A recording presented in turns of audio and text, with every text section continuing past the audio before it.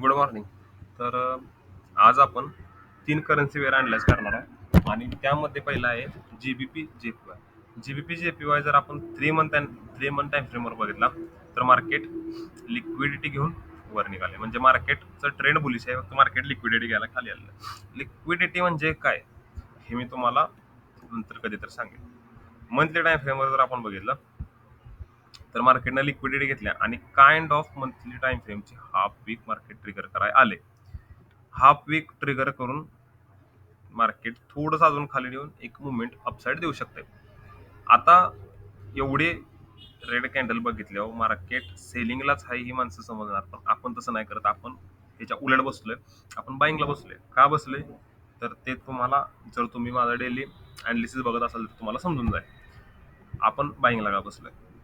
आता जर इथं आपण प्लॅन करायचा म्हटला तर इथं पण एक हाफ वीक आहे, जी की मार्केटची ही लेवल आहे. मार्केट इथपर्यंत जर आलं तर इथपर्यंत येऊ शकते, नाहीतर इथूनच एक मुवमेंट देऊ शकते. आता जर आपण फिप ड्रॉ केली वरनं तर मार्केटनं एक्झॅक्टली 0.38च्या वर आणि EMA ला रिस्पेक्ट करून मार्केट खाली यायला लागलं.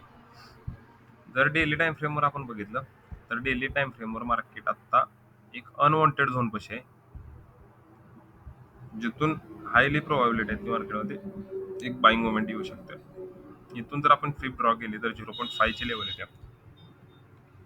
मार्केटनं ह्या कम्पॅरिझन जर हाय बनवला तर मार्केटमध्ये अशी आपल्याला मुवमेंट एक बघायला भेटू शकते, जी की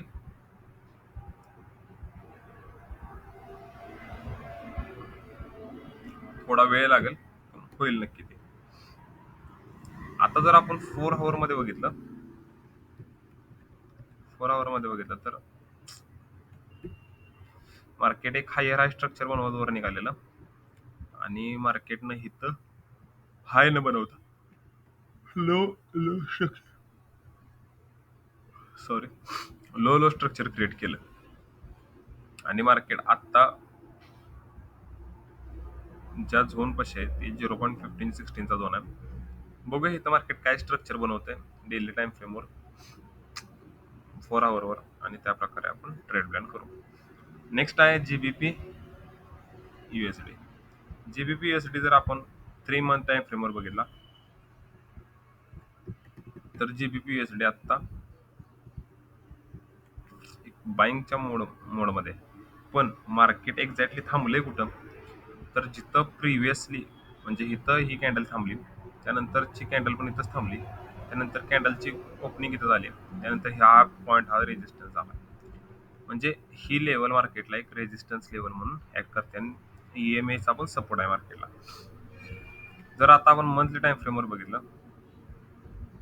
तर मंथली टाइम फ्रेमवर जसं आपण म्हटलं की हा एक मेजर रेजिस्टन्स आहे आणि रेजिस्टन्सला मार्केट रिजेक्शन घ्यायला लागलं. आता ही रिजेक्शन म्हणजे काय आहे तर रिजेक्शन म्हणजे मंथली टाइम फ्रेमची रिट्रेसमेंट आहे. आता मंथली टाइम फ्रेमची रिट्रेसमेंट म्हणजे लोअर टाइम फ्रेमवर काय बनायला पाहिजे, एखादा रिव्हर्सल पॅटर्न ही स्ट्रक्चर आहे. इथून एक मार्केट थोडंसं खाली 38-50 पर्यंत येऊ शकते आणि तिथून एक अपमूव्ह देऊ शकते. जर वीकली टाइम फ्रेमवर बघितलं तर वीकली टाइम फ्रेमवर जसं आपण एक मिनिट तर वीकलीवर बघायला गेलो तर वीकलीवर मार्केटनं रिट्रेसमेंट करत मार्केटवर गेले. पहिली ही रिट्रेसमेंट आहे आणि नंतरची आत्ताची ही रिट्रेसमेंट आहे, जी की ऑन द वे आहे. मग इथून एक मार्केट थोडं खाली येऊन नंतर एक अपमूव्ह देऊ शकते.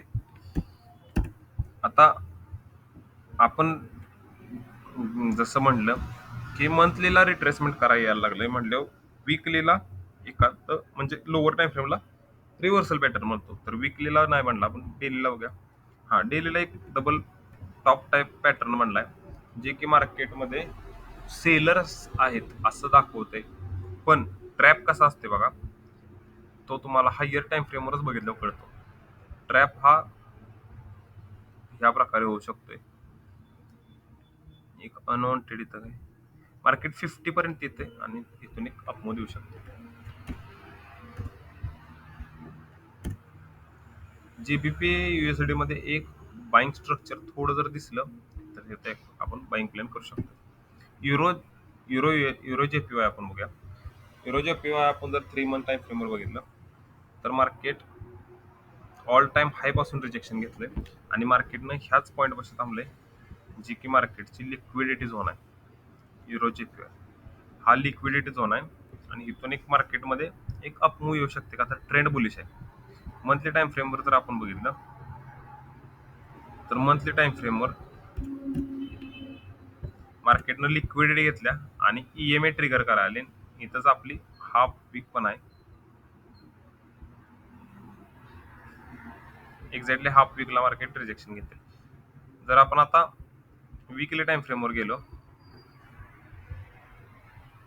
तर वीकली टाइम फ्रेमवर वीकलीची पण kind of half week trigger करायला आले मार्केट आणि हा झोन एक महत्वाचा झोन आहे जो की टाइम स्पेंड एरिया आपण ह्याला म्हणतो. हा एक टाइम स्पेंड एरिया आहे.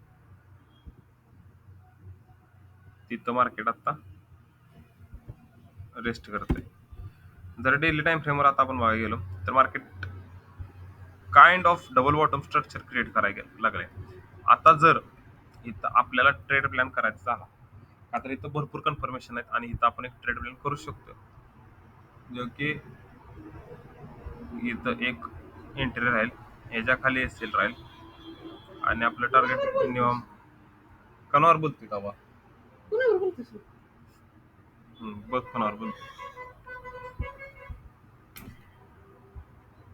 हे बोलतोयस की तू. अगं बोलत नाही, रेकॉर्डिंग करतोय. बोलतोय कोणाबर तवा? काय? हा, रेकॉर्डिंग करतोय का? तर काय म्हणत होतो? हा, कसं काय कळतं का? इथं एक ट्रेड प्लॅन करू शकतोय जे की 1:5 आहे. तर इथं आपण पिप्स मध्ये बघितलं हा तर इथं 300 पिप्स भरपूर मोठं टार्गेट आहे. आता आपण जी प्रिव्हियसली ट्रेड बघितलेलं ते बघूया. हे बघा USD CHF मस्त चाललाय. डबल बॉटम स्ट्रक्चर बनवलंय, अपसाइड निघालाय.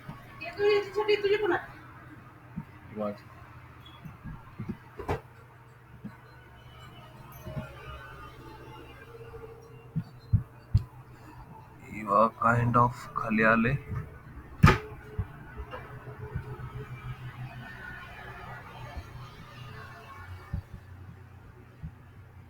आणि एक्झॅक्टली 61% इथूनच एक मुवमेंट येऊ शकते.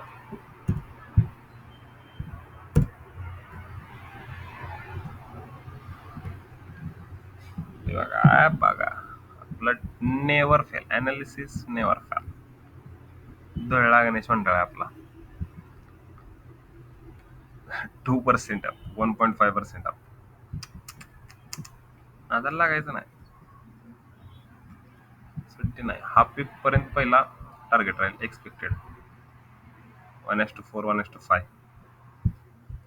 त्यानंतर एकदम कमी ह्याच्यात आपण ट्रेड प्लॅन असते, एकदम कमी स्टॉप लॉस मध्ये. पण आता आपण ह्याच्यात ट्रेड घेत नाही का तर रिझन भरपूर आहेत. फक्त आपण प्लॅन करतोय जेव्हा आपल्याला वाटेल की आता हा आपण केपेबल झालोय ह्यासाठी, तेव्हा आपण ह्याच्यात पण ट्रेड प्लॅन करू आणि धुळा करून टाकू. सुट्टी नाही. थँक्यू.